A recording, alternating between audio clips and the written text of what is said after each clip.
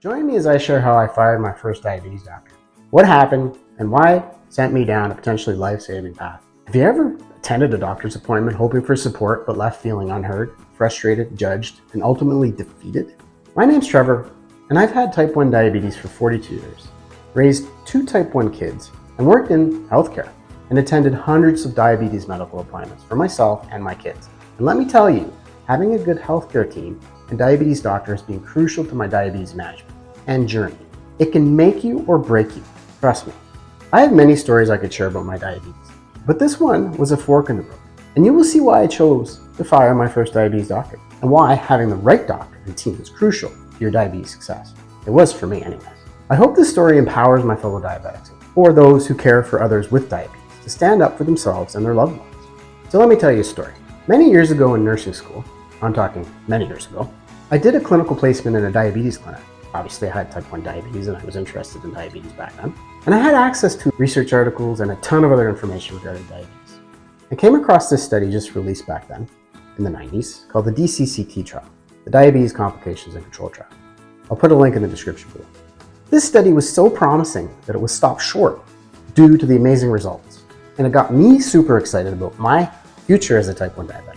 Basically, it showed me for the first time that with intensive insulin therapy and self-management, which is common now, complications that you normally would get with diabetes could basically be reduced by a significant amount. And I wouldn't have to die an early death, which I was told when I was diagnosed. I probably wouldn't live long. Wow, I was blown away. Immediately, I went to my family doctor to ask for a referral to see a diabetes specialist. Because surely the diabetes specialist would jump on board with this idea and get me off this outdated 2-shot a day regimen that I was on. And let me tell you, it was impossible to control my blood sugars on that. A month later, the day finally came. I was going to meet my new diabetes specialist. I was so excited, who surely would support this amazing treatment plan that I read about, so life would be awesome. Well, that's not exactly what happened.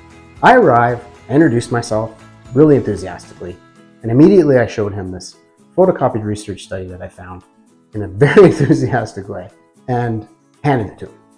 And then he said, well, let's get started. So, of course, he did his assessment, asked other questions about my diabetes, which is typical, feet, eyes, all that other stuff, which was good. Then he asked me what I was currently taking, and I told him 2 shots a day. And then I said, okay, so what about this stuff? And he's like, well, we're gonna keep doing what you're doing. I'm like, what? My jaw dropped as he handed the research paper back to me. I was stunned, deflated. I said, but what about the research? It's solid. Others are doing it already in the diabetes clinic I'm working at for school. He said, I'll rebook you in 6 to 8 months, and then maybe we can reconsider it. I get it, conservative. But what do I say to that? I almost said nothing, honestly. I almost was so defeated, I wasn't gonna do anything. But I was so excited and hopeful about the research that proved I'd live a long, complication-free life if I did the work and not die young. I immediately called him back. I said, yo, wait a minute. And he stopped and turned around. I said, actually, you won't be my diabetes specialist anymore. You won't be seeing me in 6 months. Actually, you won't be seeing me ever. I was so mad. But they wouldn't even listen, acknowledge, or consider this plan. Nothing. Nothing at all. Anyways, I went from feeling shocked, fearful, angry, and empowered in a span of about a minute.